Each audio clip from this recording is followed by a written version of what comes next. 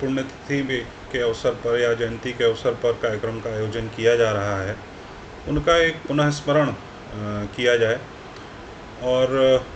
इस पुनः स्मरण के माध्यम से उनके व्यक्तित्व को, उनके कृतित्व को याद किया जाए। और उससे भी अधिक महत्वपूर्ण बात यह है कि जो उनके द्वारा जो आदर्श स्थापित किए गए या जिन आदर्शों के लिए उन्होंने संघर्ष किया, उन्हें एक प्रकार से पुनः हाईलाइट करने की आवश्यकता होती है और उसी के लिए इस प्रकार के आयोजन किए जाते रहते हैं लगातार। और क्योंकि 75 वर्ष भारत की आज़ादी को व्यतीत हो रहे हैं और आज़ादी का अमृत महोत्सव मनाया जा रहा है, इसलिए विशेष रूप से इस प्रकार के, वैसे तो तमाम सारे कार्यक्रम आयोजित किए जाने हैं, लेकिन विशेष रूप से जो बलिदान दिया स्वतंत्रता संग्राम सेनानियों ने,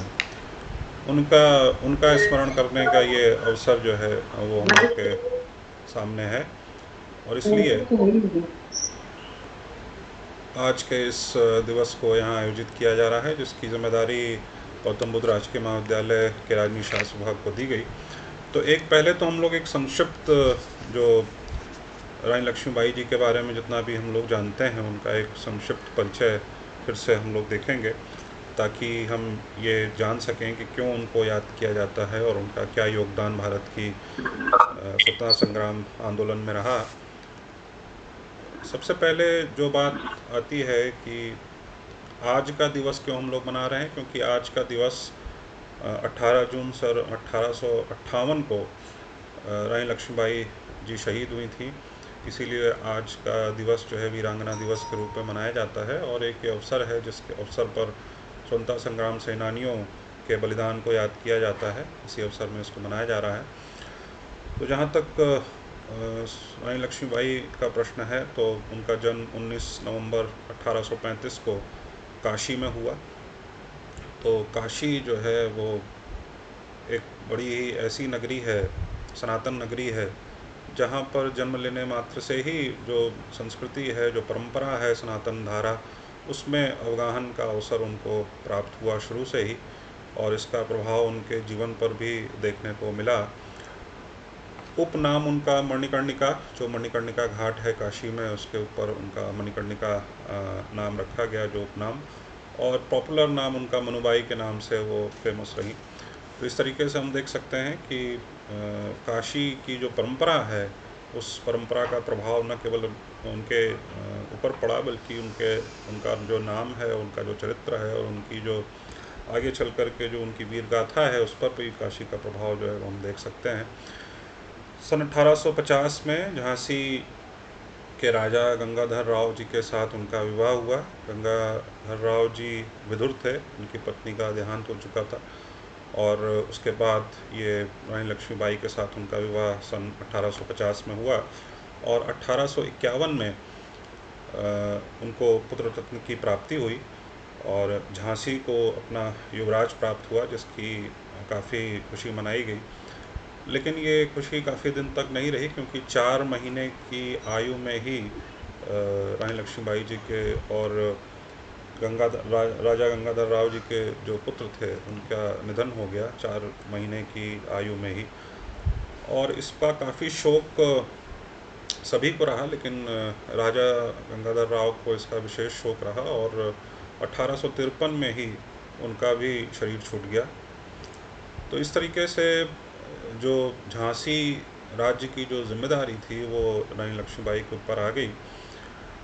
और उत्तराधिकारी का जो प्रश्न उठा, उसमें जब उनके कोई संतान नहीं थी, तो अपनी मृत्यु से पहले ही राजा गंगाधर राव ने अपने ही परिवार के एक बालक दामोदर राव को दत्तक पुत्र के रूप में स्वीकार किया, और इस प्रकार से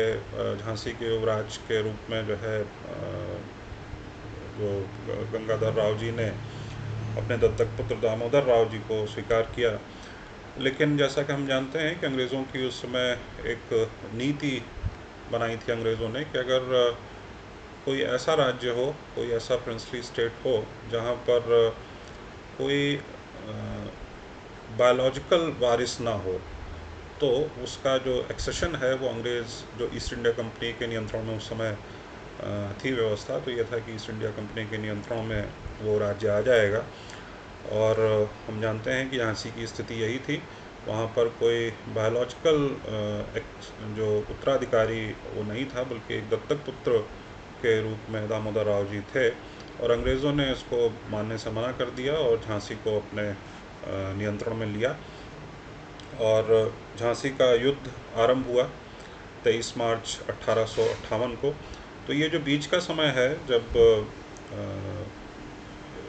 अंग्रेज़ों ने झांसी के युवराज के रूप में मानना मना किया दामोदर राव जी को, और झांसी को अपने नियंत्रण में लिया, उसके और 1857 की जो क्रांति है उसके बीच का जो समय है, इस समय जो रानी लक्ष्मीबाई जी विशेष रूप से भारत के अन्य जो राजा थे और जो स्वराज की मांग कर रहे थे या स्वराज में जो इंटरेस्टेड थे, उनके साथ उन्होंने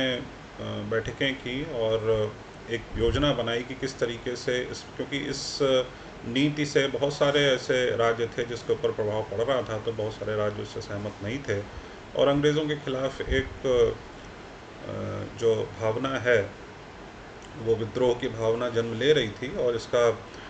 उपयोग किया रानी लक्ष्मीबाई जी ने, और इस प्रकार के जो राज्य थे उनको संगठित करने का प्रयास किया। इसमें बड़े राज्य जो आसपास के थे उनको भी सम्मिलित करने का प्रयास किया, और एक चिंगारी की आवश्यकता थी इस प्रकार की जो स्थिति उत्पन्न हो रही थी उसको जलाने के लिए। और हम जानते हैं कि 31 मई 1857 को ये तय किया गया था एक सुसंगठित रूप में 1857 की क्रांति होगी, और इसलिए एक प्रश्न ये भी उठाया जाता है कि क्या 1857 की क्रांति सुनियोजित थी या अचानक से घटित हुई। तो इस बात में हम कह सकते हैं कि उसकी भूमिका पूरी तरीके से तैयार थी, और डेट भी निर्धारित की गई थी 31 मई 1857 की, जब ये प्रथम क्रांति आज़ादी की होगी। लेकिन उससे पहले ही हम जानते हैं कि 7 मई को ही कानपुर, मेरठ इत्यादि कुछ जगहों पर क्रांति जो है वो शुरू हो गई, और अंग्रेज़ों ने पूरा प्रयास किया उसको दबाने का। कानपुर को मुक्त भी करा लिया गया था पूरी तरीके से, लेकिन फिर अंग्रेज़ी शासन की जो दमनकारी नीति है वो उसके खिलाफ आई, और इस 1857 की प्रथम स्वतंत्रता संग्राम क्रांति को जो है दबाने का प्रयास किया गया। तो ये क्रम चल रहा था, और ये क्रम लंबा चला। उस समय मुग़लों के जो आखिरी वंशज थे उन्होंने भी अपना राज्य बचाने का पूरा प्रयास किया, और भारत के अन्य जो राजा थे उन्होंने भी अपने राज्य को बचाने का पूरा प्रयास किया। दक्षिण में हम जानते हैं कि महाराष्ट्र से लेकर के पूरा जो दक्षिण का भाग था, तो वहाँ पर भी बड़े स्तर पर जो है अंग्रेज़ी शासन का विरोध हो रहा था। और इसी को देखते हुए जब झांसी की बात आती है, तो झांसी में रानी लक्ष्मीबाई ने एक मोर्चा अंग्रेज़ों के खिलाफ खोला, और वो जो एक दंश था जिसमें कि अंग्रेज़ों ने झांसी को जो है वो अपने नियंत्रण में लिया था, उस दंश को दूर करने के लिए रानी लक्ष्मीबाई ने युद्ध किया, और 23 मार्च 1858 को ये झांसी का युद्ध शुरू होता है, और 7 दिनों तक युद्ध चलता है, जिसमें कि बड़ी एक पॉपुलर फ़ोटो हम लोग देखते हैं जिसमें झांसी की रानी लक्ष्मीबाई अपने पीठ पर दामोदर राव को, जो उनके दत्तक पुत्र थे, उनको बांध कर जो है उन्होंने युद्ध किया, और जो वीरता का परिचय उन्होंने दिया उसको देख कर के सभी अभिभूत हैं, आज तक अभिभूत हैं, और उनकी वीर गाथा जो है वो गाई जाती है, और उस पिक्चर को स्पेशली जो है इस रूप में आइडलाइज किया जाता है। उसके बाद हम देखते हैं कि इस युद्ध के 7 दिन तक ये युद्ध चला, लेकिन जैसा कि नीति का मानना था कि ये युद्ध और आगे नहीं खिंच सकता था, और इसीलिए जो उनके मंत्री थे उन्होंने सलाह दी रानी को, और उस सलाह को मानते हुए उन्होंने कालपी जो एक ऐतिहासिक स्थान है वहाँ पर प्रस्थान किया, और वहाँ पर अपना शिविर बनाया। उसके बाद कालपी में भी आने के बाद रानी लक्ष्मीबाई शांत नहीं बैठी, और उनकी जो अंग्रेज़ों के खिलाफ योजना थी वो बनती रही, चलती रही, और नाना साहब के जो एक सेनापति थे तात्या टोपे के साथ विशेष रूप से उन्होंने रणनीति तैयार की, और आसपास के जो राज्य थे उनका समर्थन प्राप्त किया, और इस को लेकर के ग्वालियर के ऊपर, जो उस समय बड़ा गढ़ था, बड़ी रियासत थी, ग्वालियर के ऊपर जो है आक्रमण किया गया। और ग्वालियर के ऊपर आक्रमण करके रानी लक्ष्मीबाई और अन्य जो राजाओं की सेना थी, उन्होंने ग्वालियर को जीत लिया। इस घटना के बाद हम देखते हैं कि अंग्रेज़ जब से क्योंकि काफ़ी संघर्ष रानी लक्ष्मीबाई का अंग्रेज़ों के ख़िलाफ़ रहा, और वो जान रहे थे अंग्रेज़ कि अगर रानी लक्ष्मीबाई को यूं ही छोड़ दिया गया तो कुछ ना कुछ विद्रोह की स्थिति अंग्रेज़ों के ख़िलाफ़ और सुसंगठित विद्रोह की स्थिति उत्पन्न कर सकती हैं। इसलिए अंग्रेज़ भी लगातार उनका पीछा कर रहे थे। और जब ग्वालियर पर उन्होंने जीत हासिल की, तो ग्वालियर पे जीत हासिल करने के बाद भी अंग्रेज़ भी वहाँ पर पहुँच गए, और फिर उसके बाद ग्वालियर का युद्ध प्रारंभ होता है, जो 18 जून 1858, आज ही के दिन, जो 1858 को अंतिम युद्ध ग्वालियर का हुआ, और उसमें रानी लक्ष्मीबाई वीरगति को प्राप्त हुई। तो एक तो जो आज का जो दिवस है वो इसीलिए आयोजित किया जा रहा है क्योंकि आज ही के दिन 18 जून 1858 को रानी लक्ष्मीबाई वीरगति को प्राप्त हुई, और काफ़ी संघर्ष अंग्रेज़ों के खिलाफ़ उन्होंने किया, और भारतीय स्वतंत्रता संग्राम आंदोलन में उनकी बड़ी विशेष भूमिका रही। और जो भारत की प्रथम स्वतंत्रता संग्राम की जो प्रथम क्रांति रही 1857 की, उसमें उनका एक बड़ा योगदान रहा, इसलिए उनको याद किया जाता है। और एक महिला होकर के जिस प्रकार का शौर्य उन्होंने दिखाया, और साथ ही में अपने जो दत्तक पुत्र थे उनकी भी रक्षा करते हुए, और किस तरीके से उन्होंने अपने शौर्य का प्रदर्शन किया, इसको सभी लोग याद करते हैं। तमाम सारी कविताएँ गाई जाती हैं, वीर गाथाएँ गाई जाती हैं। तो रानी लक्ष्मीबाई जी के नाम से हम सभी परिचित हैं, और इसीलिए एक संक्षिप्त परिचय आज के दिन उनका दिया गया। अब इसके बाद जो दूसरा पक्ष आता है वो ये कि जिन आदर्शों के लिए स्वतंत्रता संग्राम सेनानियों ने अपने प्राणों की आहुति दी, संघर्ष किया, जीवन बलिदान किया, वो आदर्श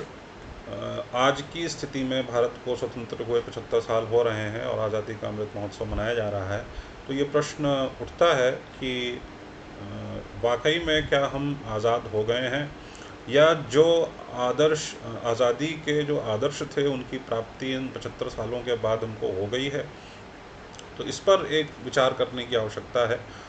और इसके लिए कहीं ना कहीं जो शब्द है, जिस शब्द को लेकर के उस समय अंग्रेज़ों के खिलाफ क्रांति हुई और जो पूरे स्वतंत्रता संग्राम आंदोलन में बड़ा महत्वपूर्ण शब्द रहा, स्वराज का शब्द। स्वराज जब शब्द प्रयोग करते हैं तो वैसे तो इसके कई मायने हैं, लेकिन जब राजनीतिक दृष्टि से हम देखते हैं तो अपनी नीति का निर्माण स्वयं करना, अपने राज्य पर स्वयं का नियंत्रण होना। और 1858 से पहले ईस्ट इंडिया कंपनी और 1858 के बाद सीधे अंग्रेज सरकार का जो नियंत्रण भारत के ऊपर रहा, उसके खिलाफ विरोध निरंतर चलता रहा। ये पक्ष हम लोग अच्छी तरीके से जानते हैं। अब इसमें महत्वपूर्ण बात यह है कि अंग्रेज़ों की जो नीति थी, उस नीति के खिलाफ ये आंदोलन हुआ, और ख़ास तौर से जब झांसी की बात आती है, रानी लक्ष्मीबाई की बात आती है, तो अंग्रेज़ों की जो नीति थी, ज़्यादा से ज़्यादा कब्ज़ा करना, ज़्यादा से ज़्यादा एक्वायर करना लैंड को, और उसके लिए अपने पक्ष में नीतियाँ बनाना। तो महत्वपूर्ण बात ये थी कि हम ये तय करेंगे कि हमारा उत्तराधिकारी कौन होगा, अंग्रेज़ ये तय नहीं करेंगे कि हमारा उत्तराधिकारी कौन होगा। तो झांसी के विषय में जैसा कि रानी लक्ष्मीबाई ने कहा कि जो भी हो जाए मैं झांसी को नहीं दूंगी। तो ये एक जो भावनात्मक संबंध अपनी भूमि के प्रति, अपनी मातृभूमि के प्रति रहता है, वो तो हमको झलकता ही है। और पूरे जो उपनिवेशवाद, अंग्रेज़ों का जो कॉलोनियलिज्म देखा हम लोग ने, लंबे समय तक भारत में करीब 200 वर्षों तक ये रहा, और विश्व के अन्य भी हिस्सों में रहा। केवल ब्रिटिश कॉलोनियलिज्म की, उपनिवेशवाद की हम बात करते हैं तो उसके विषय में कहा ही जाता है कि जो अंग्रेज़ी शासन था उसमें कभी भी सूर्य अस्त नहीं होता था, इतना विराट उसका शासन था, पूरी धरती पर लगभग फैला हुआ। और द्वितीय विश्व युद्ध के बाद हम लोग ने ये भी देखा कि किस तरीके से एक डीकोलोनाइजेशन का प्रोसेस चला, और उस डीकोलोनाइजेशन के प्रोसेस के में 1947 में भारत आज़ाद हुआ, और उसी तरीके से एशिया, अफ्रीका, लैटिन अमेरिका के तमाम सारे देश जो हैं वो इस उपनिवेशवाद से आज़ाद हुए। तो ये तो एक हर्ष का विषय था, लेकिन उसी के साथ ही साथ एक डिस्कशन इस बात का आता है कि उपनिवेशवाद तो कहीं ना कहीं ख़त्म हुआ, लेकिन उसका जो स्वरूप है वो परिवर्तित होकर के एक नव उपनिवेशवाद के शिकार हम लोग कहीं ना कहीं हो गए। और इसलिए अगर ये भी एक विचारकों का ऐसा पक्ष है, एक ऐसा धड़ा है जो ये मानता है कि सही में हम जो है वो अभी आज़ाद नहीं हुए हैं, जिसको कि गांधी जी का बड़ा फेमस स्टेटमेंट है कि अंग्रेज़ चले गए लेकिन अंग्रेज़ियत अगर ना जाए भारत से तो सही में भारत आज़ाद नहीं हुआ। तो ये आज के समय में एक बड़ा प्रश्न है कि अंग्रेज़ तो चले गए लेकिन क्या अंग्रेज़ियत गई कि नहीं गई। और इसके कई धरातल हैं, कल्चरल लेवल पे भी, इकोनॉमिक लेवल पे भी, पॉलिटिकल लेवल पे भी। अगर हम लोग इसको देखने का प्रयास करें तो बहुत सारे एंगल्स हैं। इस छोटे से कार्यक्रम में सबको समा पाना संभव नहीं है। इस पर अलग से चर्चा के लिए जब समय मिलेगा तो इस पर अलग से चर्चा की जाएगी, लेकिन कुछ बिंदुओं को हाईलाइट करना ज़रूरी है। तो पहला जो मुख्य बिंदु है वो कल्चरल लेवल का है, और जो जिसको हम भारतीय संस्कृति, सनातन संस्कृति कहते हैं, उस संस्कृति जिसके और उसके अगेंस्ट जिसको एक ट्रेडिशनल कल्चर हम कहते हैं, उसके अगेंस्ट एक मॉडर्न कल्चर जिसको अंग्रेज़ों ने स्वीकार किया और भारत में उपनिवेशवाद के माध्यम से वो भारत पे भी वो संस्कृति आई।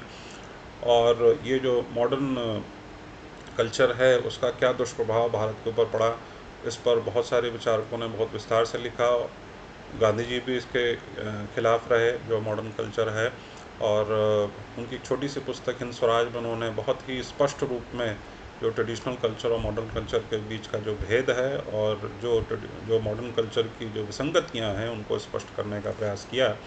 तो इस प्रकार के तमाम सारे ऐसे विचारक हैं, अरबिंदो जी हैं, टैगोर हैं, इसमें पूरा जो एक इंडियन रेनेसा है, उस इंडियन रेनेसा का एक जो पूरा भाग है वो इस प्रकार के विचारकों के द्वारा रिप्रेजेंट किया जाता है। और ये एक बड़ा प्रश्न हुआ कि मॉडर्नाइजेशन का जो प्रोसेस था वो अंग्रेज़ों के जाने के बाद भी नहीं बंद हुआ, और इसीलिए कॉलोनाइजेशन तो ख़त्म हो गया, लेकिन एक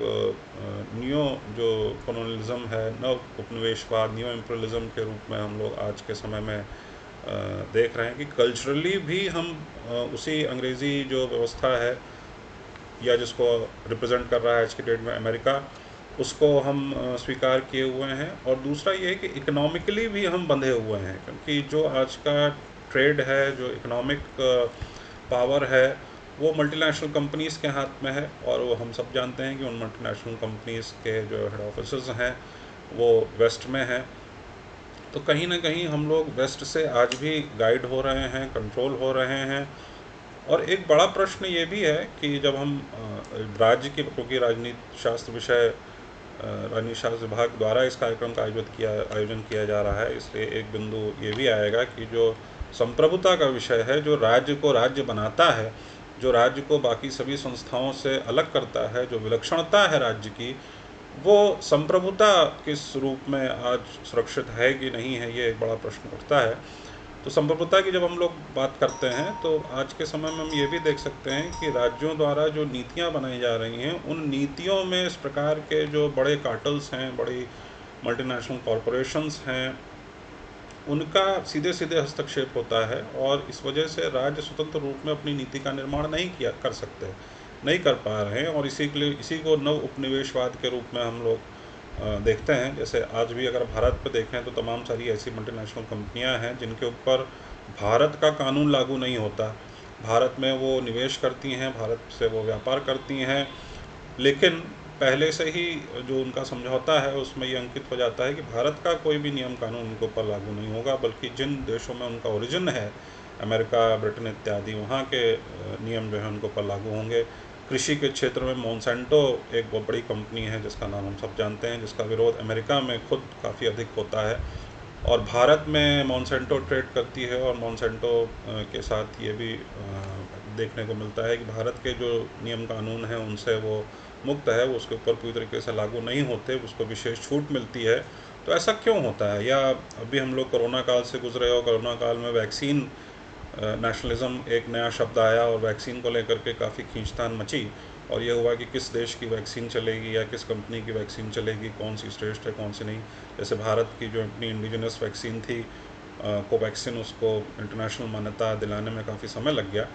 तो उसमें एक बड़ा नाम फाइज़र का रहा, और फाइज़र ने जो कॉन्ट्रैक्ट्स किए उसमें ये स्पष्ट लिखा हुआ था कि कोई भी लॉस अगर होता है इससे तो उसके लिए फाइज़र जिम्मेदार नहीं होगी, या फाइज़र कंपनी का अपना कोई लॉस होता है तो उसके लिए जो है बाकायदा मुआवजे की बात जो है फाइज़र कंपनी ने की, और इन शर्तों पर जो है लैटिन अमेरिका में, एशिया में, अफ्रीका में अपनी वैक्सीन को बेचा उसने। तो ये सब चीज़ें हम अभी भी देख सकते हैं। बड़े फार्मास्यूटिकल इंडस्ट्रीज़ हैं, वेपन इंडस्ट्रीज़ हैं, ये सब के कार्टल्स हैं, सबकी मोनोपोली लगभग क्रिएट होती चली जा रही है। मीडिया में एक बड़ा हस्तक्षेप है, और ये सब चीज़ें हम देख सकते हैं कि एक ऐसा नेटवर्क तैयार हो गया है जिसमें हम स्वतंत्र रूप से, भारत चाहे भी तो पूर्ण स्वतंत्रता के साथ अपनी नीति का निर्माण नहीं कर सकता। अन्य देश भी ऐसा नहीं कर पा रहे हैं, और कहीं ना कहीं ये जो मल्टीनेशनल कॉरपोरेशंस हैं, ये जो कॉकस है, इसने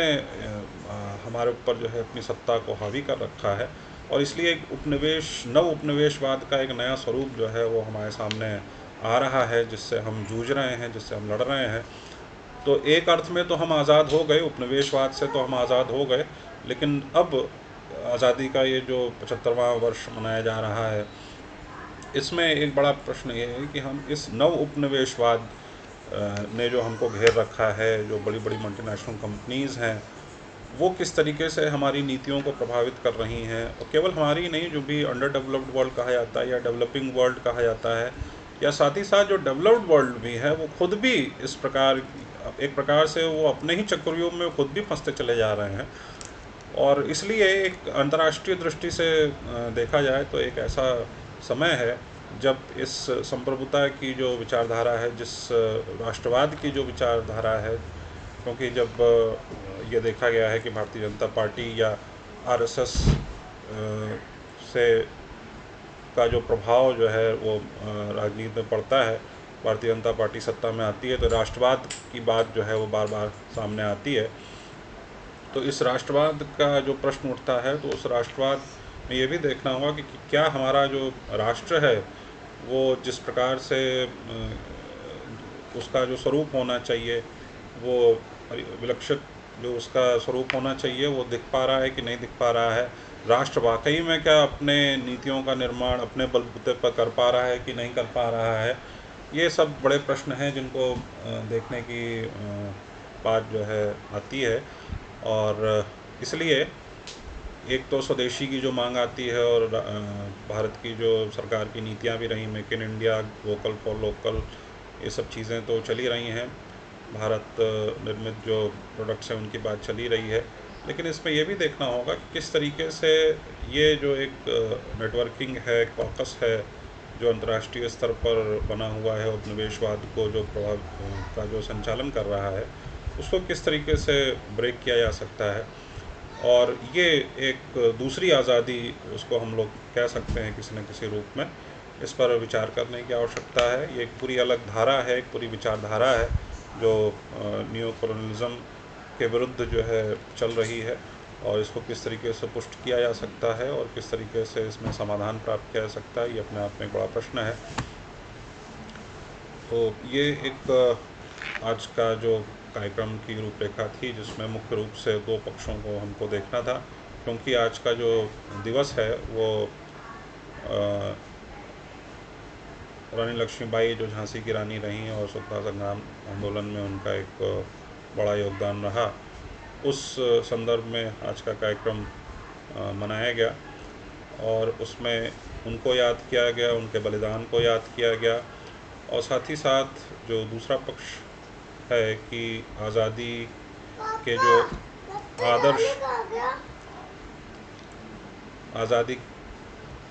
जो आदर्श रहे, उस स्वतंत्रता संग्राम आंदोलन के आदर्शों को हम किस रूप में आज जो है जी पा रहे हैं कि नहीं जी पा रहे हैं, और उसका जो एक नया रूप जो सामने आ रहा है, उसको हम किस रूप